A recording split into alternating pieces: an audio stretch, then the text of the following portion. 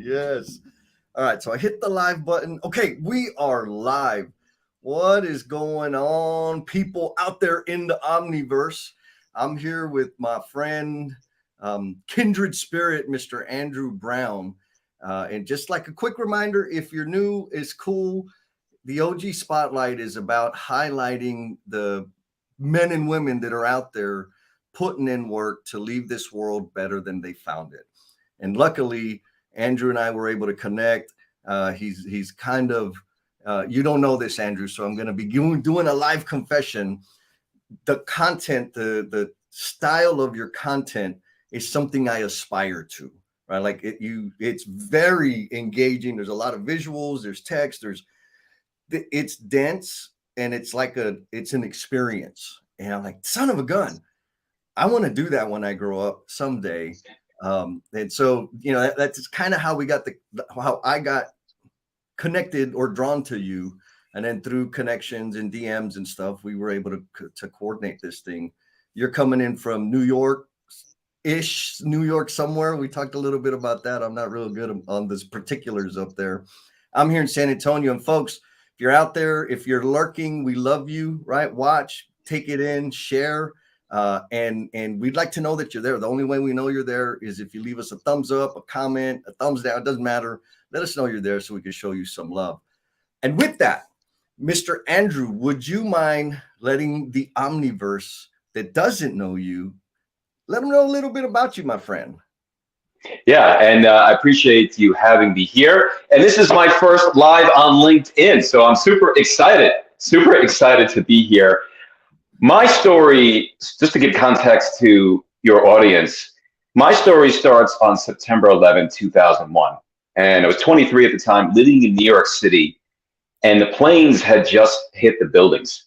And like everyone across the country, across the world, was in complete shock. And I had this thing in my stomach that I had to do something. I couldn't just sit there.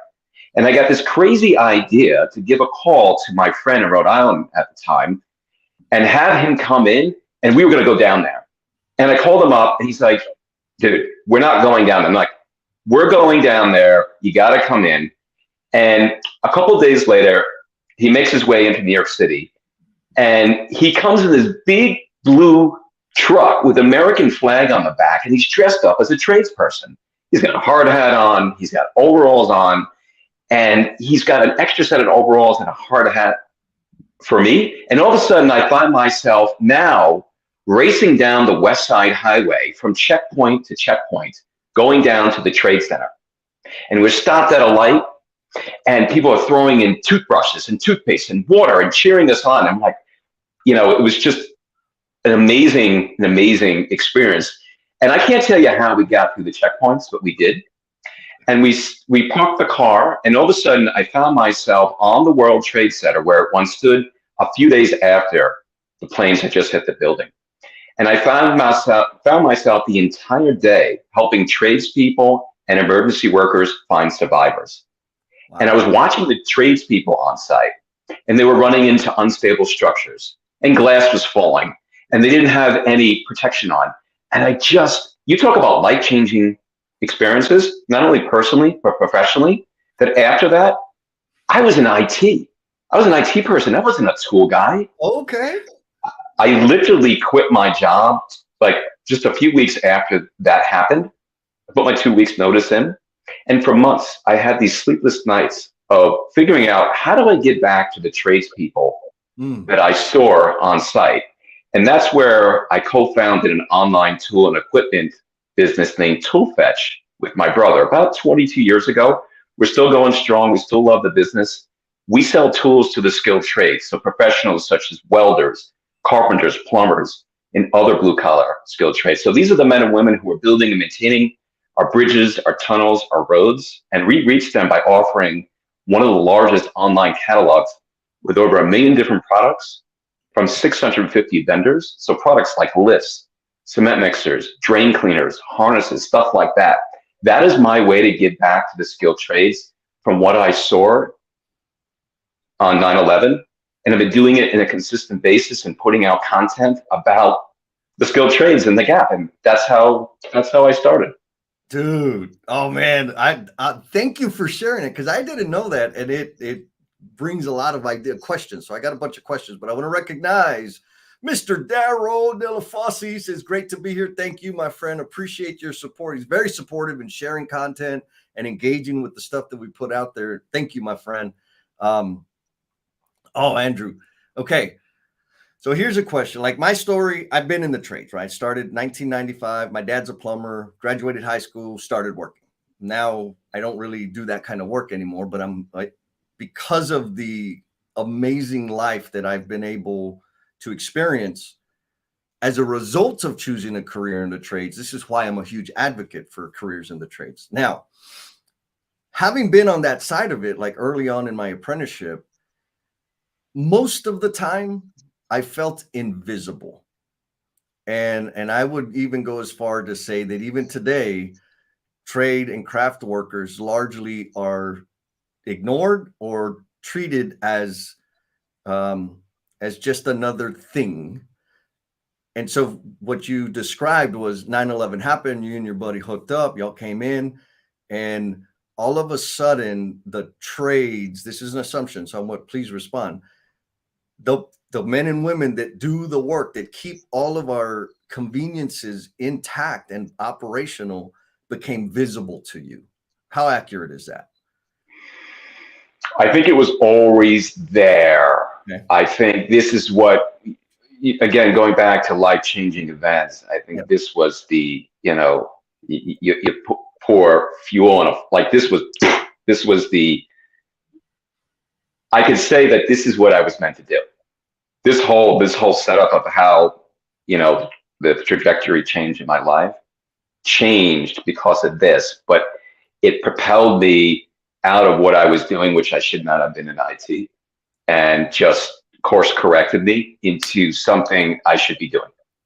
And that's why I'm always standing up for blue collar workers, Yep. skilled trades, and being a voice or a beacon for them and showing up every day with a message or a video, thinking about, yes, 9/11, but of everything that I've heard for 22 years, because I talk to welders and electricians and plumbers every day, and I listen to the wage problems, and I listen to the skilled trades gap, and I listen to the issues, like you said, not being recognized. And I want to be the guy to be the beacon to, I feel that sometimes that they don't have a voice in skilled trades, and I want to be the voice for them to give them the recognition that they don't have.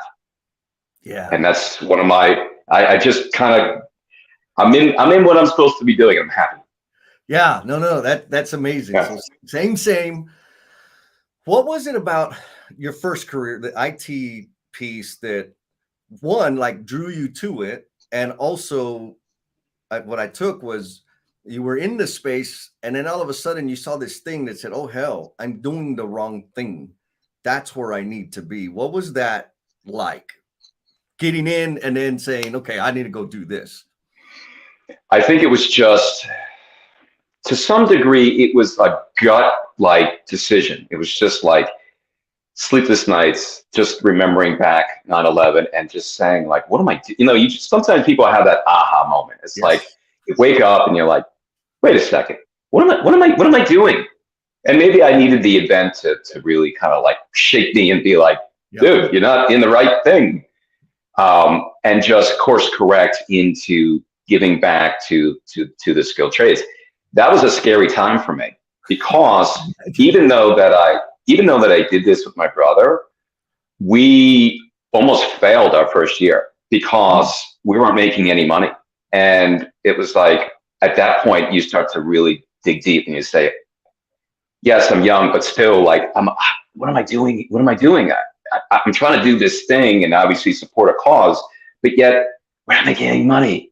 And then we dug deep and we, reconfigured things, and obviously we, went in a much better direction. But like, you get into these ruts, and it's like you gotta just be positive and reassuring and trust yourself and be confident that you know that you can propel further up that ladder. And I try to be a positive person, look at the good things then versus the bad things. So that entrepreneurial leap, and I'm assuming because I'm not sure what you were doing. You said you were in IT, but there's a like finding a purpose, like something that drives you that you're losing sleep over. That's an important thing, right? But some of us, rather, I for a long time like tamped it down, like no, no, no, no, no, that's not practical, that's ridiculous. And then finally, like you can't, right? It's gonna come out. But so that's one piece. The other piece is like leaving the security of a day, like of the 9 to 5, which really is never 9 to 5, but that's a different live stream. But leaving that into starting a business that is driven by purpose.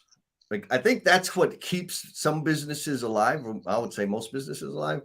Uh, how did you? I mean, you had your brother. You talked about you had that first year. It was like, oh my goodness.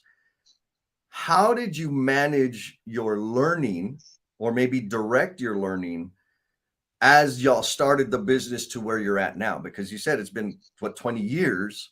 And Yep. obviously there was many evolutions along the way. Would you mind sharing some of that with us? Yeah. So by nature, I'm somebody that I hustle and I don't give up. Whatever I do, I always have that fire in the belly. I always want to learn. I always want to get better.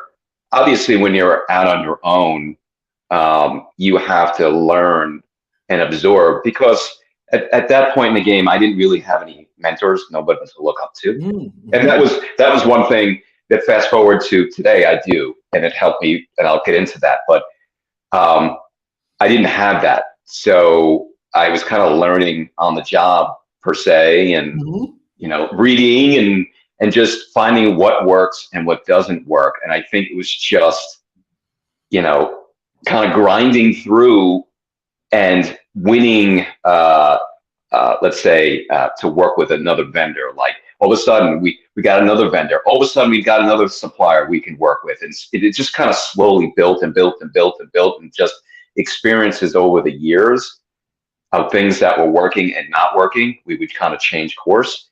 But it really wasn't until, a handful of years ago that changed me for the good was finding powerful people, mentors in my life, Mm. right? Who can really, people who obviously are successful in their industry, or it was a couple in my industry.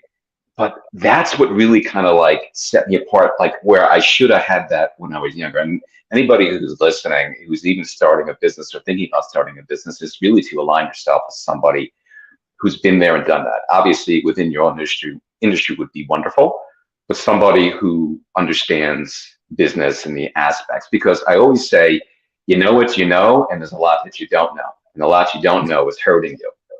So between hooking up with people like a mentor, I also aligned myself in a group called Vistage for CEOs. Vistage Mm. pools CEO executives together, and you're in a group.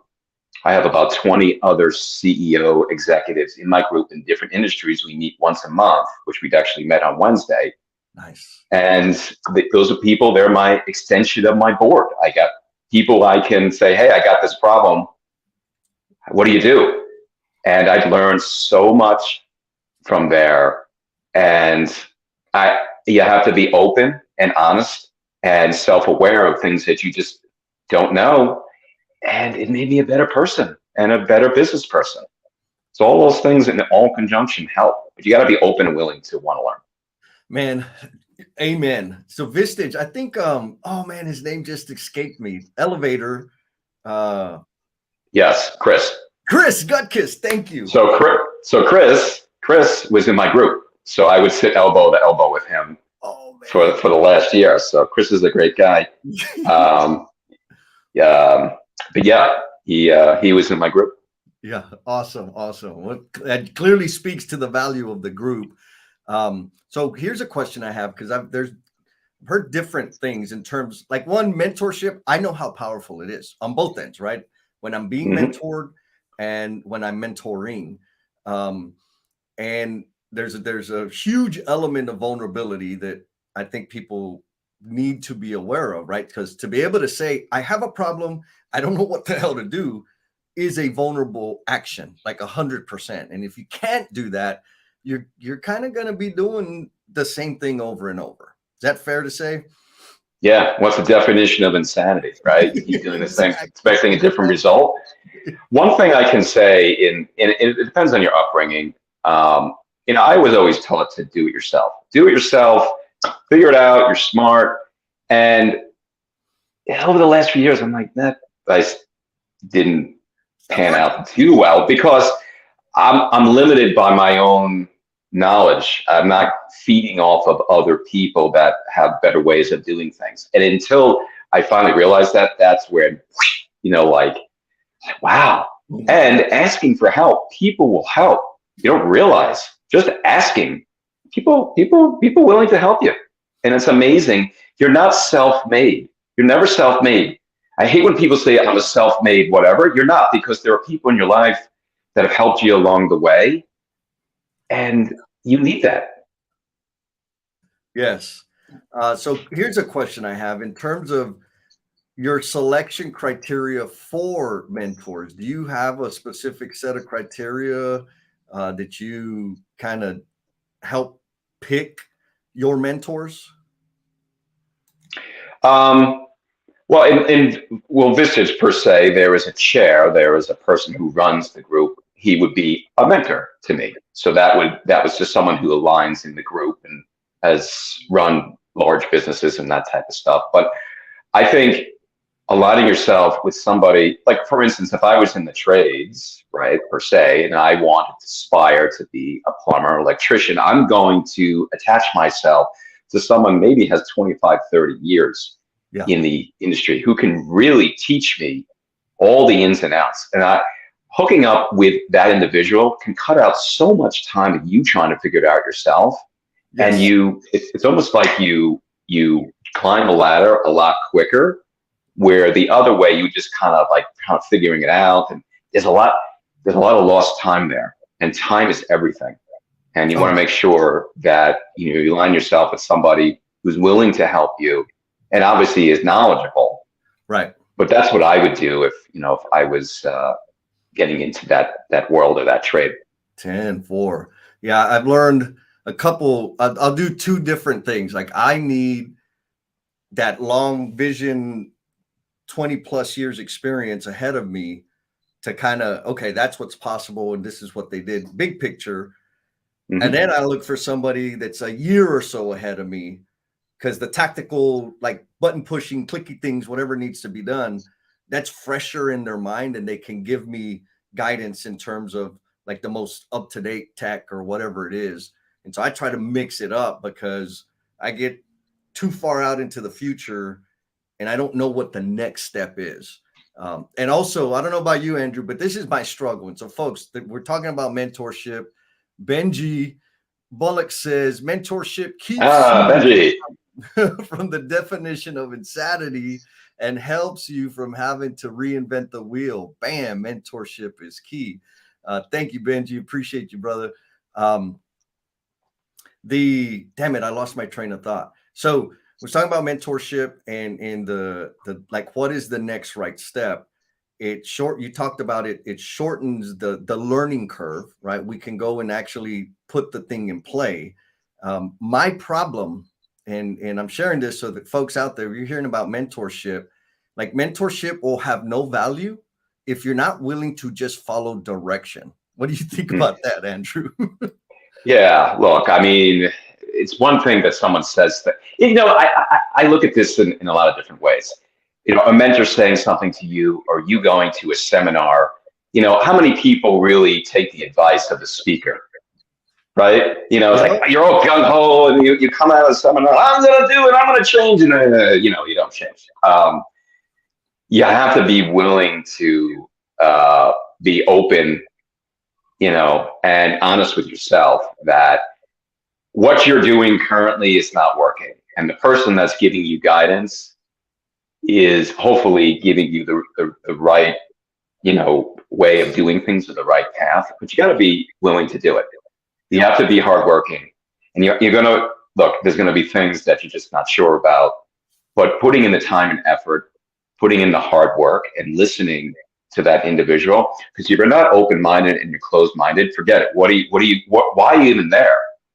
That's why even when I'm in my group and business group, I can have another owner like hammering me about something.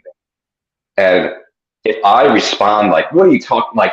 I listen, and there are times that I'm just, look, I'm very vulnerable, and I'm like, oh my God, that person's right. I need to be listening here, and I don't want to be standoffish. I want to learn. Yeah. So you have to be open and willing to do the action items that person sets in place for you. And I've been doing that, and it's been extremely beneficial. So anybody listening, if you have somebody who is mentoring you, is to listen and to do the work. Because you're not going to do the work, why are you there?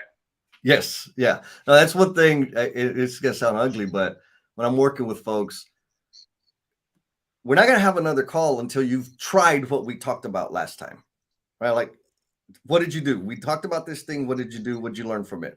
Well, okay, call me after, because, and I think, and I learned that, right? Because I'm very stubborn. They're telling me, my mentors are sharing something that they've done and has worked. So why question it? Yes, I'm going to have to kind of learn my style around it and whatever, but do it. Otherwise, you're not going to learn, right? Like, that's having the knowledge and applying the knowledge is very different. Reading 20 books and reading one book and applying the knowledge you learn, those are two very different experiences. And so do I have a mentor to say I have mentors? Or do I have a mentor so I can accelerate my growth and my contribution to the world? Like, there's a big, big difference there. So folks out there in the Omniverse, you got a question for Andrew, drop it in the comments. We'll do our best to address it. And so here's my next question for you, Andrew. In terms of mentorship, and I opened this up talking about the content and the style of content that you put out there. Was there a mentor, and what was the timeline of you getting into utilizing social media to get your message out there? Yeah, that's a great question. So I started putting out content about the skilled trades last September. Oh, wow. Okay. But I was putting out content before that, but it was very scattered. I did stuff for my own business, and it was more infomercial stuff, and I was just, doing commercials and things like that. But you ask the individual or who? Yeah. So I started following Alex Sheridan. If you're familiar with him, he's a creator on LinkedIn, and he has a very unique style of editing, and he's been doing it for a very long time, and he always pops up in my feeds.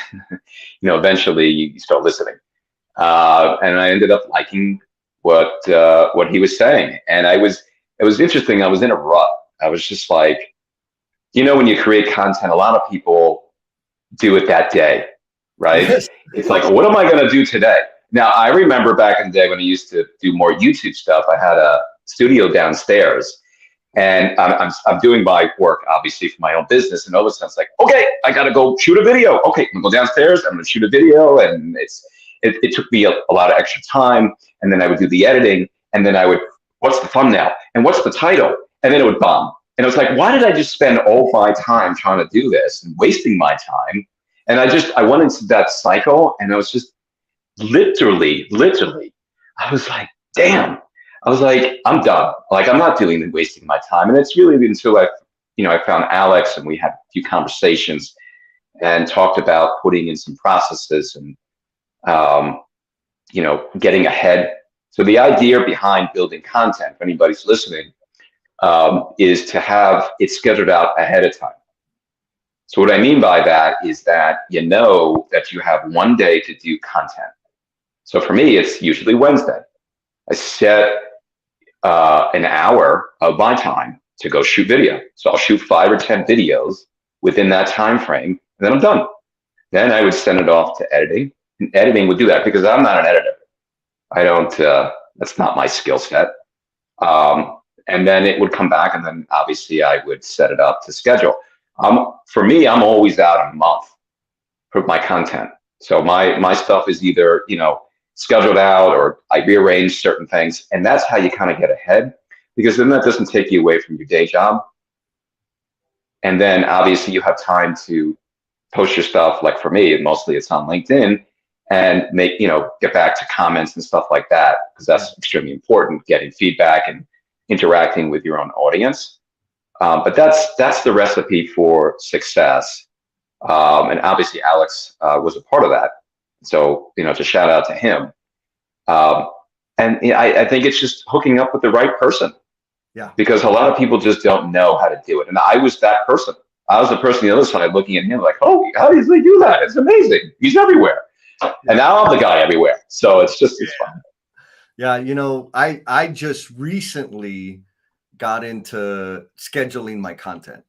And I don't know why, but I had this fear that if I didn't do it spontaneously, that it would be too plasticky, right? I wanted it to be authentic.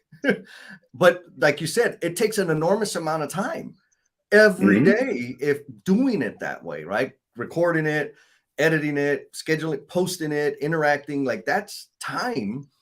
And just recently, I was watching something on YouTube and I'm like, oh, I like that. Let me try it.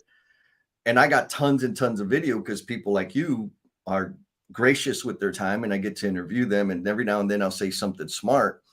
So I'm like, man, I could clip out those little smart nuggets once in a while and then schedule them out. So I just started doing that.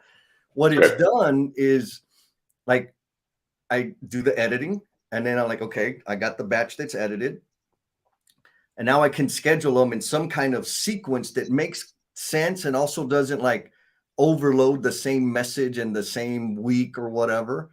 And then the copy, which I hate the most, like writing stuff, is way better because it's like I'm recording, then I'm editing, then I'm scheduling and writing copy. So when I'm writing copy, I'm in kind of the zone to write copy, and it's not as painful. And I feel like it comes out a little better. That's my perspective anyway. So if for those folks like me, they're like, wait, you're stealing all my artistry. It doesn't. It actually enhances it. And so we got a question for you, Mr. Andrew. We got Mr. Darrow asks, after 20 plus years in business, what is the top advice you're offering as a mentor? 20 for me being a mentor. Is that sort of the question? Yes.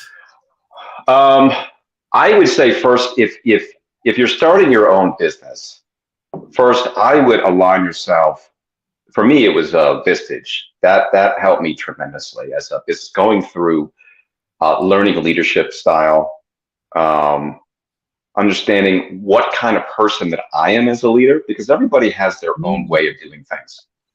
So, taking these tests, whether it's a DISC assessment, like who are you? And on top of that, in order to get you to, I guess they call it a level 5 CEO or leader, there are things that you need to learn, and there are blind sides. And as a leader, you need to be open and need to see people's perspectives. And also as a leader, for your business, you need to have a plan for your business and a plan for your employees. Because without culture, you got nothing. Because no one's going to work for you if you treat them like what. So we work heavily on that. For me, on structure-wise, we brought in our business called EOS management, which is basically a blueprint for your business. And once we put that in place about a year ago, it shifted everything. And everyone sits in a seat, and we're getting the right people in every seat, and then culture fit, and we redefine our core values. And it put me more as a visionary, the guy who's going to see 1 year, 3 years, 10 years down the road. And it changed everything. Yeah. So aligning yourself with a group of some sort, like a Vistage, or even people who are in businesses, to get feedback from them. That's extremely important. So I think it's also learning on your own, reading in certain books and that type of stuff. And getting just, honest feedback from people is extremely important as well, to see where you're at and what you need to learn to level up, because everyone can get better. I know I can get better, but also being self-aware of what you're not doing, meaning you're being limited and you have a blind side here, and you just need to be open to change. Oh And my being goodness. open to change is an extremely important aspect. Yeah, well, especially when it's your business, right? Like that's your baby. You've been losing sleep, skipping meals to keep that thing running, and then you got to change. Like, wait a minute. Yeah. So Daryl says, big fan of EOS. That's the entrepreneurial operating system, correct? Correct. Uh, and I caught wind of that last year, or maybe earlier this year. A friend of mine recommended the book Traction. Yep, it's sitting in the back in my bookshelf. Nice. Yep, I've basically read all the EOS books, and it's changed everything Yeah, for solid us. book, solid content. And there's even like stuff that you can access to help you get started beyond just the book. Yeah. And I haven't done that yet, but for anybody out there that's in that space that's ready to make that step, take it. Oh man, you got another question coming at you, Mr. Mark Harris. How you doing, Mark? Thanks for jumping on, my friend. He says loves books. What are your most recommended books, Andrew? So one of the books that changed my life is called The Gap and the Gain. And now I'm blanking on who wrote it, but The Gap and the Gain, and I actually did a post on this, is a lot of people live in sort of denial, and they are negative, and they don't look at the positive side. So I actually did a post that when I have a goal, when I set a goal, and let's say this crazy goal, a lot of people look at it and they say, well, if I didn't get to the goal, I am unsuccessful.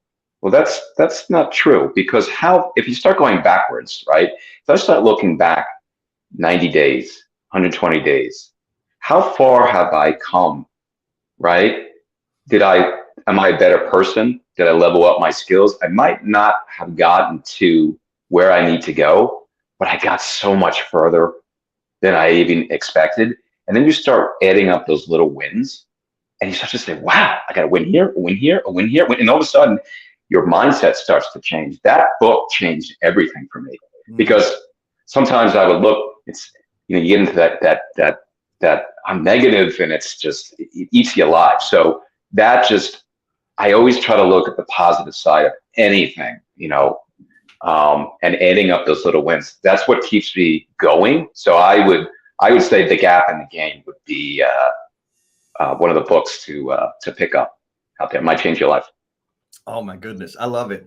The self comparison, right? Comparing yourself to other people. For me, anyways, that's a negative. And social media, even though I use the hell out of it, I got to be very intentional about how I do it, because it's easy to get caught up in the comparison, because other people, they're doing amazing things and I'm not as amazing or whatever. But it's progress. It's about the progress. And for me, and I finally learned this and put it into practice after I launched my business, is monthly for sure, daily, but it's a little less deep than the monthly cycle, is a reflection. What were the targets this month? What steps did I take? How far have I come? What were the small wins along the way this month? And then at the end of the year, I do the same thing, go back and reread all the stuff and say, holy moly, I'm like this whole totally. I had a conversation with my friend Sean. We're going to be live streaming later on the decentralized conference. I'm like, yeah, this is the link, and do this and set it up. And he's like, bro, you're like a totally different person. Like, I don't even know you anymore, because I didn't have this knowledge a year ago or 6 months ago. And now I'm like, oh, wow, but we lose focus, right? Because it's easy for me to say, yeah, I know how to do all these things, but I only have 278 followers on YouTube. But 6 months ago, where was I? And what did I learn, and how have things improved? I think that's phenomenal. And we've got a comment here, says, what's the lesson in the L? And I'm assuming that's the loss, right? You ever learn anything from your losses, Andrew? Yes, everything. 100%. 100%. You cannot be an entrepreneur and not have losses. Oh my God. Look, I'll be honest. I lost the company more money than anyone else because of things that I thought would work out and they didn't work out. And you learn from your mistakes and your failures, and you become a stronger person. And you have to go through that pain. What the difference is between people is that how you respond to that. So some people are like, oh my God, I'm done. I give up. I'm done. I'm out. I'm not going to run a business anymore. I'm done. I'm going back to work for somebody else.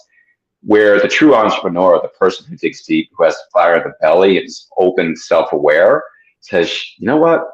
Yeah, that was pretty brutal, but I've learned from it. I'm not going to make that mistake again. So as you level up and you become bigger in business, like this stuff happens all the time. It's just how you respond to it. You move up. I say keep moving forward. Just keep moving forward. Yeah. Like if I put out a video that bombed, what? Okay, move forward, move Yeah. forward, move forward, and it's just you don't dwell on those things. I think people do tend to do that, and it just like hinders them. And I don't do that. I just I've kind of reframed my way of thinking differently. Yeah. You get another at bat. If you stop playing, you get no more at bats.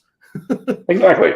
Yep. So Cindy, Miss Cindy Becerra, how you doing, Cindy? She says all or nothing thinking takes away from celebrating the small wins, 100%. And Andrew, you made a statement that is directly connected to the one book that I recommend the most that also had the biggest impact on my life. And it's a book by Viktor Frankl, Man's Search for Meaning.